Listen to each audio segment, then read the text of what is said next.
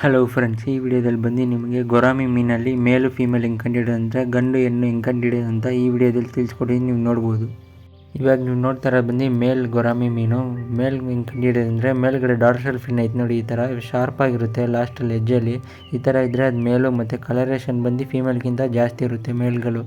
ಮತ್ತು ಮೇಲ್ ಬಂದು ಫೀಮೇಲ್ಗಿಂತ ಸ್ವಲ್ಪ ಸಣ್ಣನೇ ಇರುತ್ತೆ, ಫೀಮೇಲ್ ಬಂದು ಸ್ವಲ್ಪ ದಪ್ಪ ಇರುತ್ತೆ. ಮೇಲ್ ಬಂದು ನೋಡೋಕ್ಕೆ ಸಣ್ಣ ಇರುತ್ತೆ, ಉದ್ದ ಇರುತ್ತೆ ಸ್ವಲ್ಪ.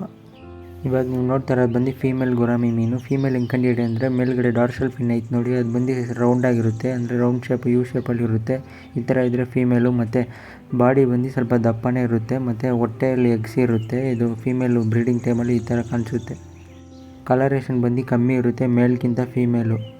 ಇವಾಗ ಈ ಪಿಕ್ಚರಲ್ಲಿ ನೀವು ನೋಡ್ಬೋದು, ಮೇಲ್ಗಡೆ ಇರೋದು ಬಂದು ಮೇಲು, ಕೆಳಗಡೆ ಇರೋದು ಬಂದು ಫೀಮೇಲು. ಮೇಲ್ ಬಂದು ಸ್ವಲ್ಪ ಉದ್ದ ಇರುತ್ತೆ, ಸಣ್ಣ ಇರುತ್ತೆ. ಫೀಮೇಲ್ ಬಂದು ಸ್ವಲ್ಪ ದಪ್ಪನೇ ಇರುತ್ತೆ, ಮತ್ತು ಕಲರೇಷನ್ ಬಂದು ಮೇಲ್ ಜಾಸ್ತಿ ಇರುತ್ತೆ, ಫೀಮೇಲ್ ಕಮ್ಮಿ ಇರುತ್ತೆ.